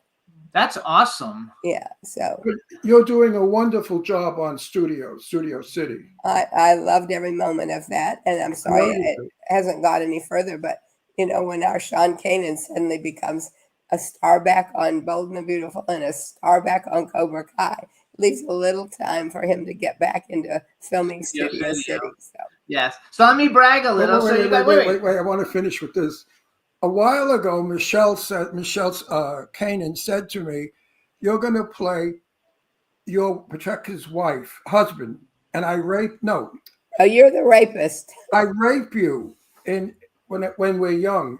I'm a studio head, and I rape you when we're very young and we have a child, but it never happened.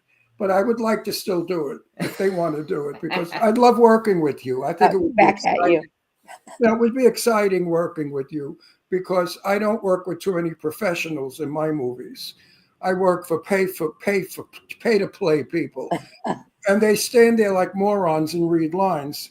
So it's difficult. True. Well, some of them. You haven't been in one, but you've only been in one movie that other people paid to be in. All the other movies you've been, they got paid. It was a nightmare. It was a nightmare. So wait, let me brag for her. Working with you would be such a thrill. Absolutely. It really would. Well, hopefully we'll get back to it. No. Yes. So you guys, here's some other. I mean, because Patrika is a consummate awesome. She's been on every great soap opera. Days of Our Lives, 506 episodes.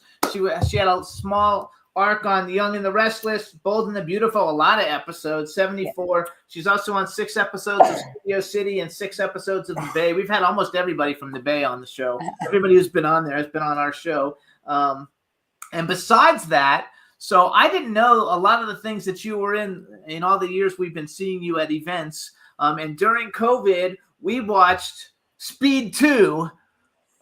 We watched Speed 2 Cruise Control, right? So we're like watching it, and all of a sudden you pop up in there. You're all over it. And I was like, oh my God, that's Patrika Darbo in Speed 2. How awesome. And it was a fun movie. Did you have fun doing that? It was fun. We had a great time. Though the weather wasn't that good to us. I mean, a lot of times we couldn't get off the ship because it was too hard. It was also, we shot the same time James Cameron was shooting Titanic. So unfortunately, we didn't get to polish Speed 2 the way it should have been because monies were running out because Titanic was big budget. Yes, big budget. So you guys, Speed 2 had Sandra Bullock, Jason Patric, and Willem Dafoe. It was a good movie, though. You were really good in the movie. Very good. Well, you're a good actress. You have enough. You know what? Soap operas train you. With all those performances you do every day, you learn. You know your mistakes. You know how to move your face. You know what to do with your hands. It's wonderful training. So I find soapies to be the better actor than most people. Now let's talk about Kate. I love Kate. And I know you love Kate too. Oh, Kate Linder he's talking about. Yeah.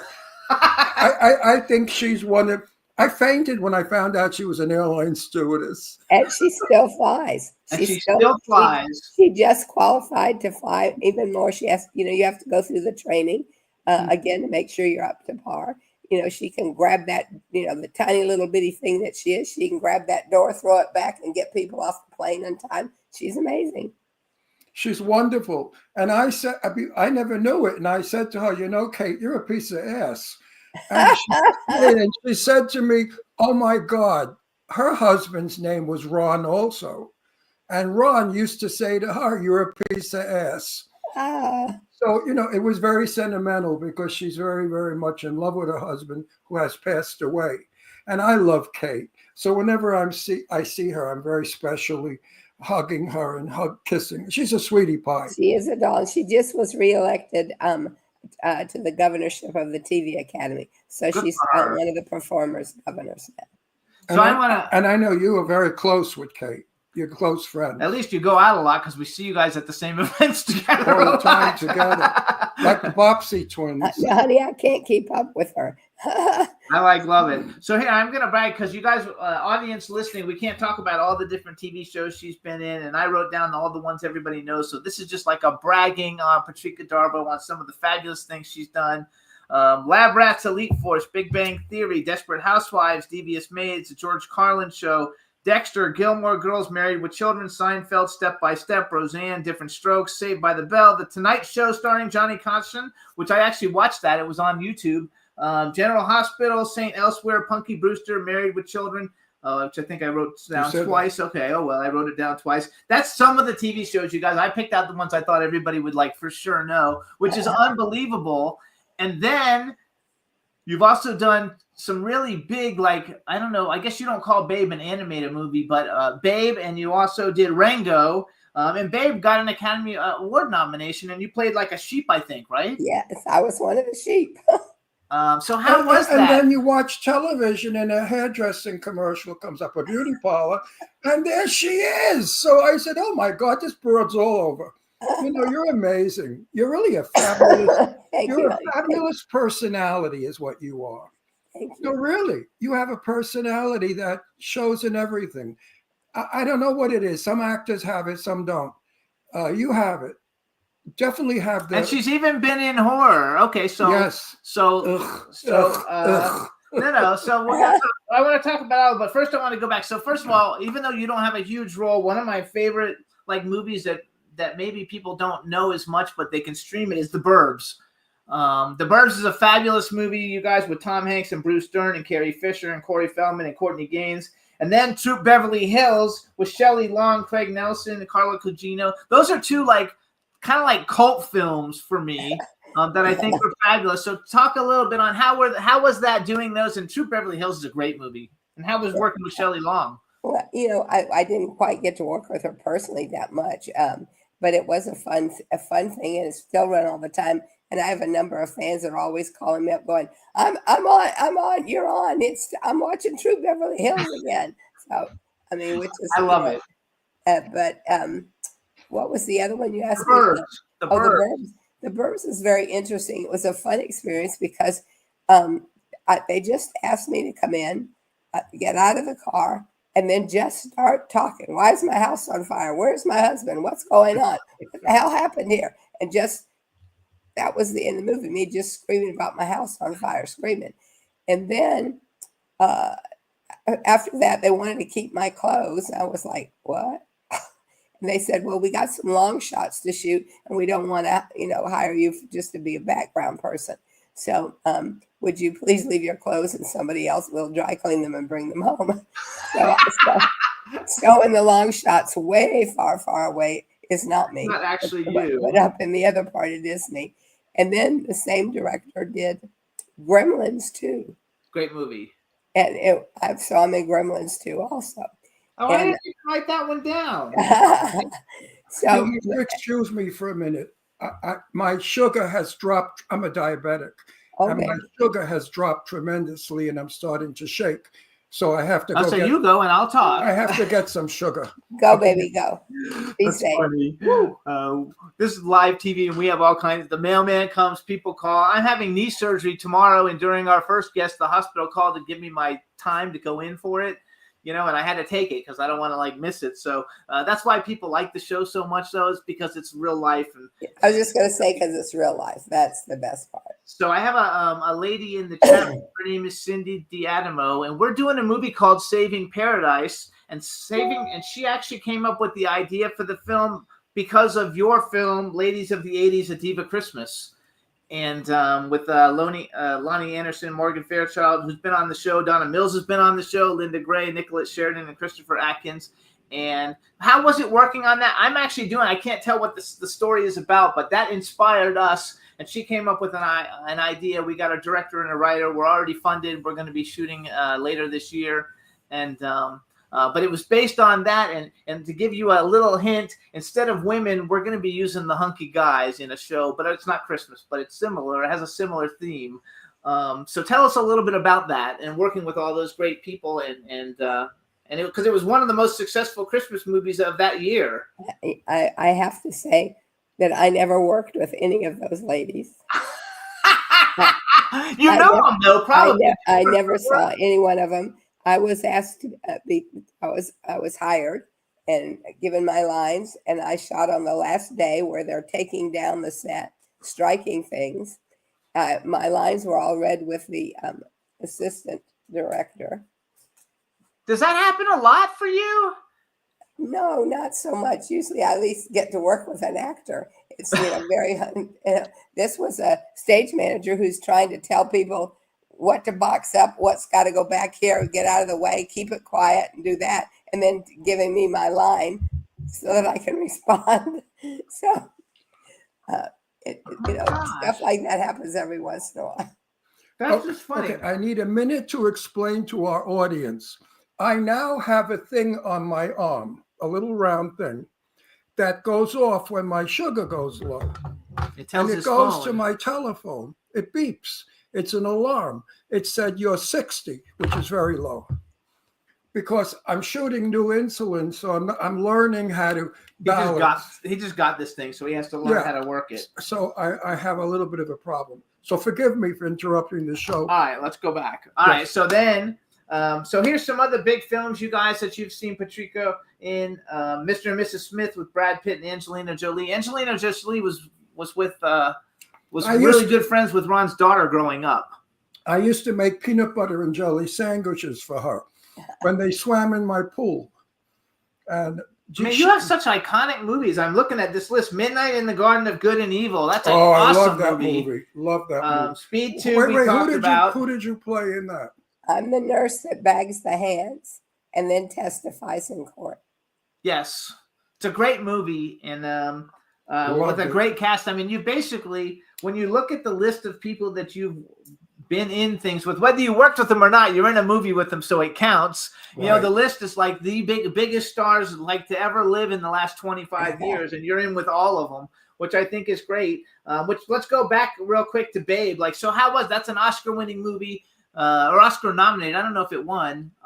With James Cromwell. I can't remember either. I will tell you that I was part of an ADR group at that time, where we were hired to come in and be the voices of. I don't think at the time on the first Babe, they had any idea how big it was going to be, how much people were going to fall in love with it.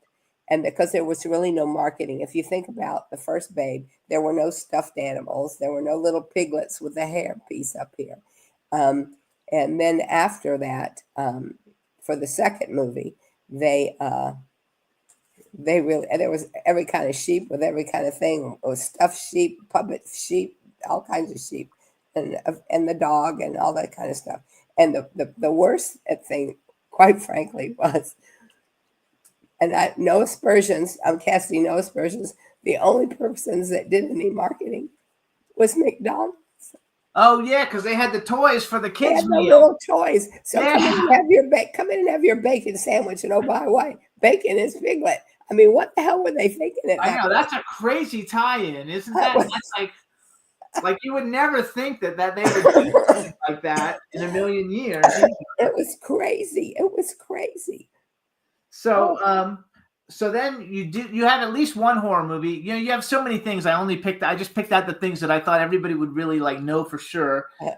You did though. You're in Hatchet, so we've had Adam Green on the show, and Kane Hodder, and Robert Englund, and Tony Todd. They've all been on the show. Right. Joel David Moore from the Avatar. He's like from the Avatar movies. So how was it being in a horror movie? I don't actually remember who you were in Hatchet. I've seen all of them because I think there's 3 of them, and I know we've had almost everybody from all of them on the show. But what did you think of being in a horror movies, and do you even watch horror movies? Well, I'm kind of like Ron. I don't watch them.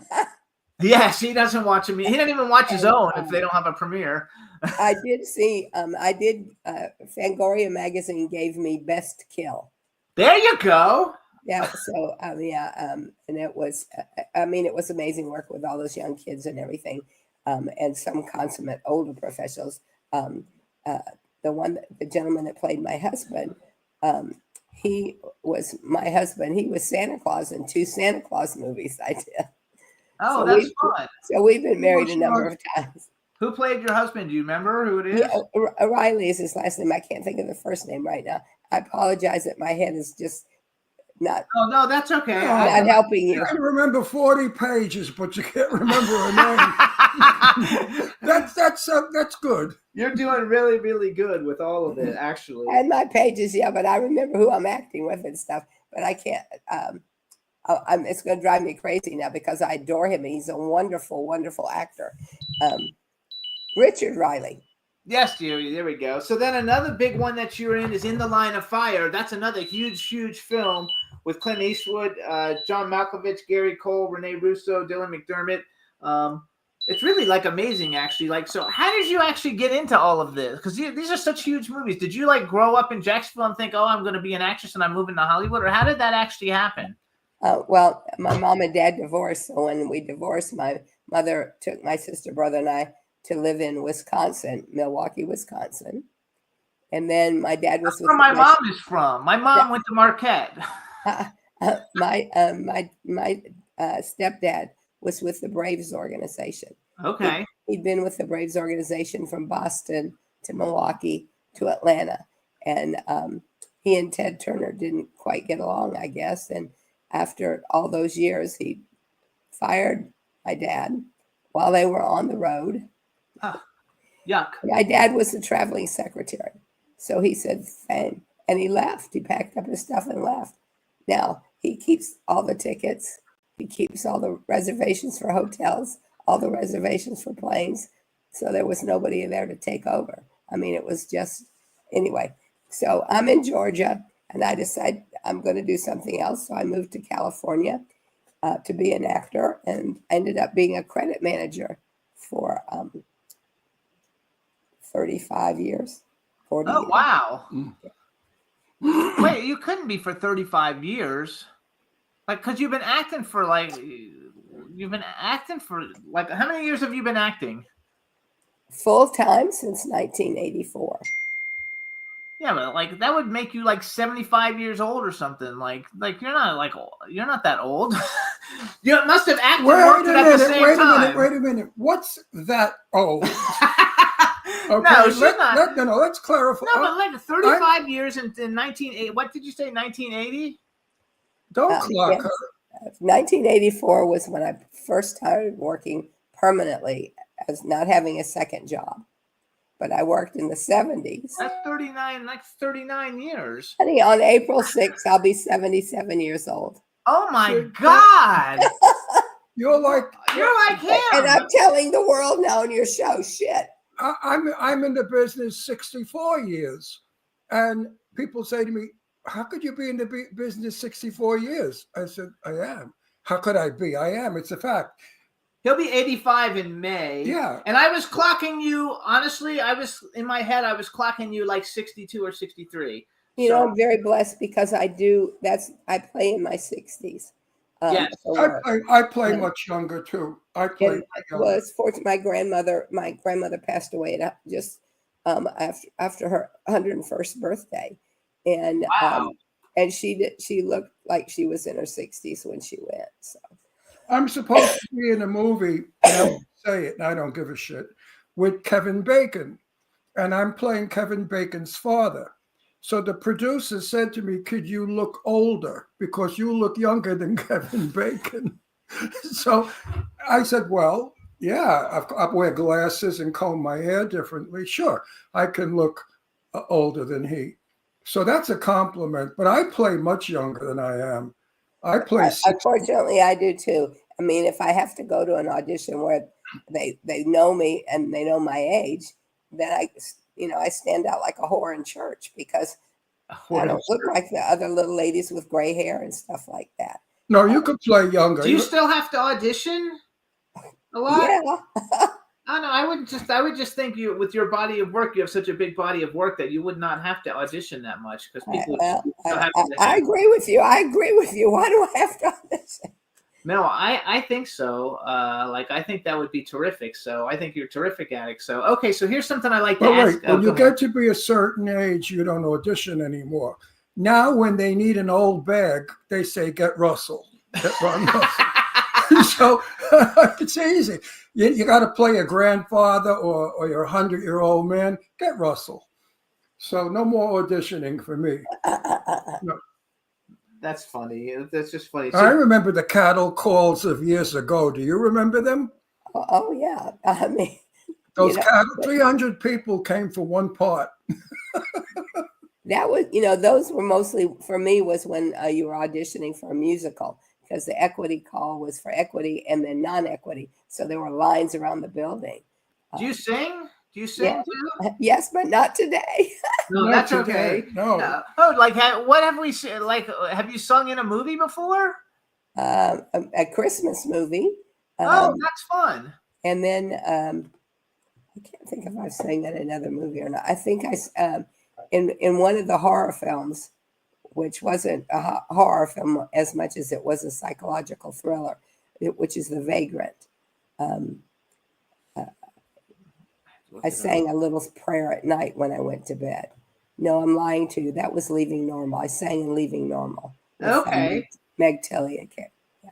Oh, I love Meg. That's a phenomenal cast. There's so many good casts and everything. I also wrote down you were in Karina, so the Hero, the remake. You want to give us a little tip of what's going on in Studio City? She doesn't know, I bet, if there's anything going. Is there anything going for a new season, or you don't know yet? No, I don't know anything at all. I can't comment. You're not going another season? They don't have time right now because Sean's working. Sean's on Bold and Beautiful, and that's in the morning. So he could do. Yeah, but he's also Cobra Kai, and he's writing a bunch of stuff. So he's been busy writing. And yeah, we went to his book signing here. And meanwhile, the book they wrote, the married book about. We had them on last week. Yeah, it's a terrific book. It really is. I've been married 51 years. I think I can tell a few things too. What you said? She said, I've been married 51 years, so I can tell you a few things too. Yeah, right. Very good. That 51 years is a long time. We've been together 13.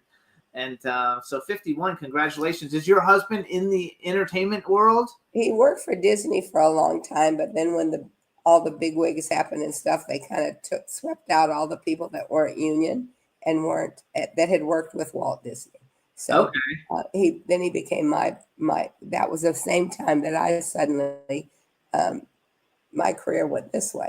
So he became my business manager. So that's why I own my house, I own my car, I own Good for you. So here's something I like to ask everybody, and for you it's going to be an interesting question because your body of work is so extensive. But I ask all the actors this. I didn't ask the last guy because we ran out of time.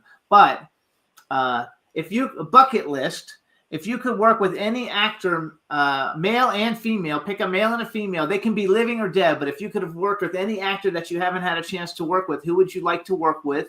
And then the second part of the question will be, if you could have ever been in any movie ever made, what movie would you have liked to have been in? Well, of course, being a Southern doll, I'd love to have been in Scarlet. It worked with Miss Scarlet. Yes, there you go. Had been in Gone with the Wind. Gone with the Wind. But as far as there are so many new and young actors coming up, as well as many actors of fine wine. So I'm really not sure. I think Zendaya, I would like to work with. Very good pick. I think she's amazing. and I know Chalamet is very big right now, but I'd rather work with some of the people that work around him. Yes.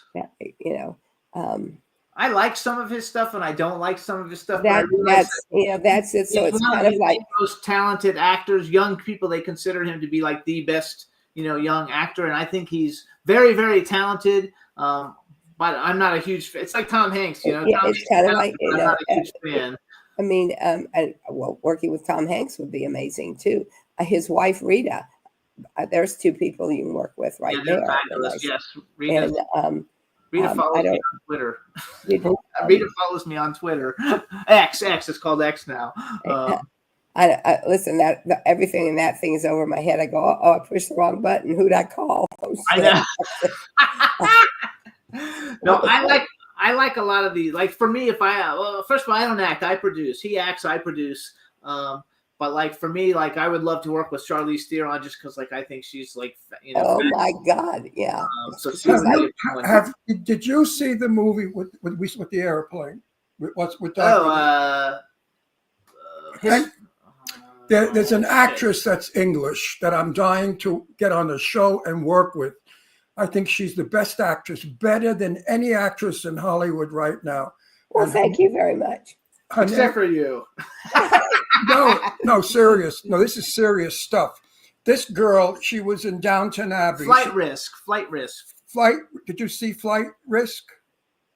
I don't think I have. She was on camera the entire time. She held that movie together. I have never seen such a performance in my life. She changed characters every 2 minutes.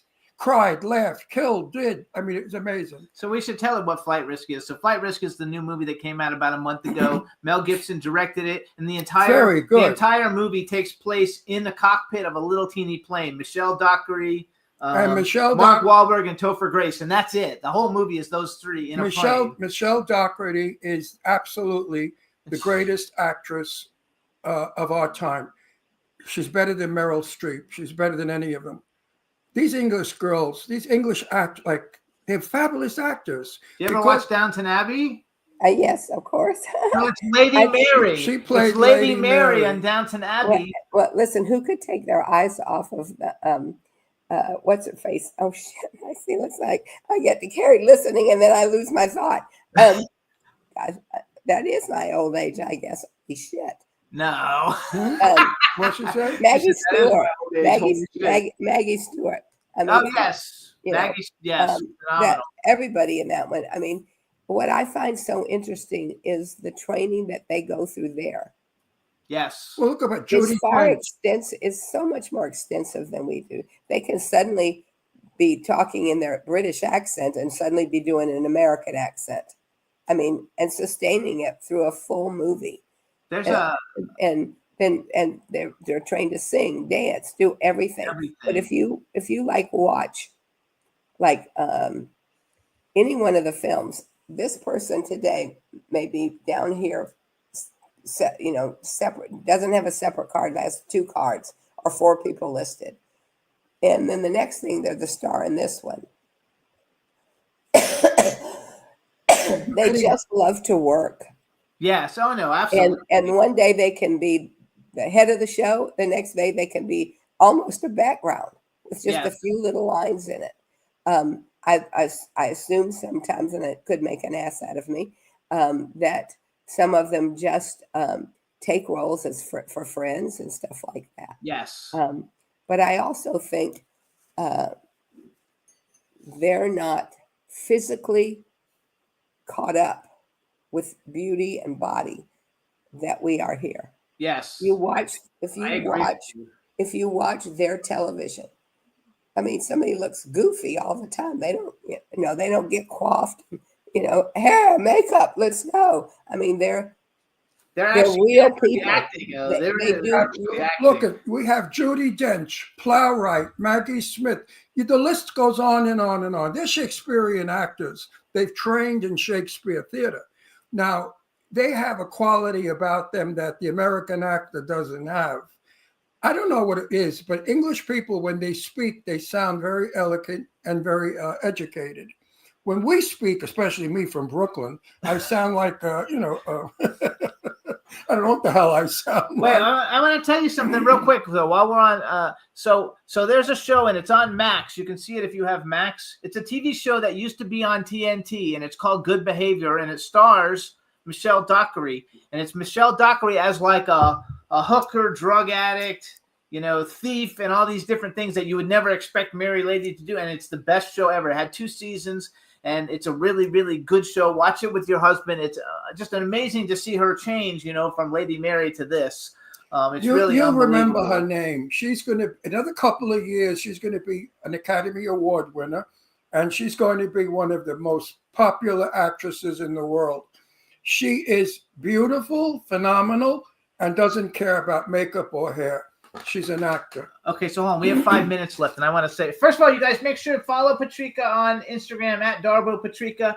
Don't worry about her on X because she doesn't go on it. She hasn't been on it in a long time, so don't go on worry about that one. And so what are do you have any kind of a story? Like, what's one of your best experiences on what project that you ever done? Like, what was one of the projects that you did that you were like, oh my God, this is like the greatest project, whether it's a big one or a little one? What was one of your best experiences? Well, In the Line of Fire. I mean, working with John Malkovich was what an incredible actor he is. I mean, and kind. I was doing a stage play there, a musical, and one of the young girls in the chorus grabbed me like this. If I don't get to meet John Malkovich, I'll kill you. So I got permission to bring her on the set. And John said he would talk to her because she was a theater major at UCLA. And he does so much theater. I mean, he started all the seconds in Chicago. And he talked to her for at least an hour and a half on theater and stuff like that, and approaching characters. He was really wonderful. And that lady now owes me. I owe you my children. I said, He's one of the greatest actors though ever. He's a phenomenal actor, and that's a great movie. I've seen the movie like 10 times. Well, he was doing and talking with her, and he was also sketching some plans for his home in Paris because he was redesigning the kitchen, I think it was. And all of a sudden they came and said, John, we're ready for you. And it was kind of like he put down the paper and then he went.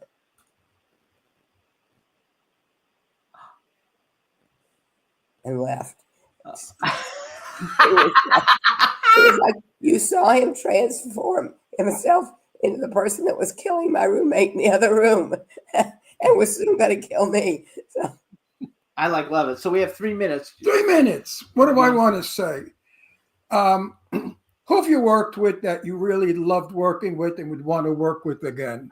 Sandra Bullock. Oh, Sandra Bullock. I love her. I love her too. She's fabulous. And she was wonderfully kind to everybody. A generous actress too. If the camera was on the other person, she was there to give them their lines the same way. I mean, she was wonderful. She truly, in my opinion, is the girl next door. Who she was and her growth to see where she was going to leave the business because of her failed TV series, and then suddenly becomes America's sweetheart and is in everything. And just amazing. So I'm so happy that the first movie I was in, I played a soldier in 1959, was that kind of woman with Sophia Loren. And I am telling Jimmy, please try to get her. I want to work with Sophia again. And I would love Sophia to come on our show. I don't know that we'll ever get her because she's still an never say never. Never say never. Never say never. Right, you're right. Because she's an international superstar and she's making a comeback. She's all over the place now on Facebook and all the media at 90 years old. So well, it's kind of one of those things. I am a technical dinosaur. I don't have half the stuff going on. If I don't friend you back, it's because I have two. They go, you can't have any more friends. I can have as many as I want. No, you can't. Yeah. No, but actually, the fact that you got on StreamYard though is really good because a lot of people have had difficulty, hitting the button and getting in. So the fact that you got on this without a problem is really. It said go to Chrome. and then push the button. That's all I needed to do. Oh, that's Go to so you push read the button. instructions. I think other people don't read the instructions because a lot of even like young 20-year-old people, and they get all fumbled and messed up. And so when you were there and we could hear you right off the bat, I was like, this is awesome. I'm so happy. And then I had to come on and sound like a frog. That's okay. So you have to take You know care of what? that. You're a true performer because the show must go on, and you made the show happen even at a disadvantage. Well, I So- felt bad because we had to cancel the first time because I booked another commercial and Yes. we were shooting. So there's no way I wasn't going to be on here today. No You did way. fabulous. And our audience, basically, the majority of our audience is like 40 to 80, and My people. they are your people. This show is going to get a zillion million plays on because, because you have done such a great body of work and you have such wonderful things that you've done, and you're incredibly personable. you're a nice person. Yes, that's what I was going to say. So we want to thank you for coming on. Please take care of yourself. Yes. And we look But in forward closing, my time to talk. I could probably drive a buggy. I'm not good riding a horse. I'm pitching that movie. Oh, I've actually, now that I've talked to you, like once I know people and I get to talk to them a little bit more, because I have 7 films, 4 of them funded that I'm working on, and I have 2 that would actually work for you.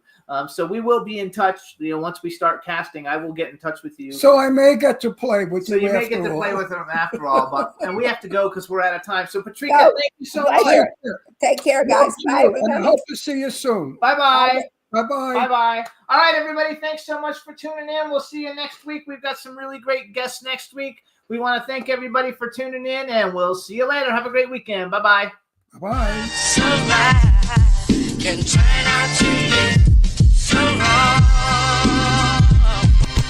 Yeah, we in the mix. Yeah, we in the mix. It's another episode. Here we go. The Jimmy Star Show with Ron Russell. Interviewing the hottest, newest, and truest of today's celebrities. Make sure to subscribe so you can get notified weekly. Jimmy Star, he's the king of cool. Ron Russell, he's a gorgeous dude. Chat room is live and you would be a fool not to vibe with us at the Jimmy Star Show with Ron Russell. Come watch it live on W4CY Radio. Miss some past episodes? Download on iTunes. The Jimmy Star Show with Ron Russell. It's the Jimmy Star Show with Ron Russell.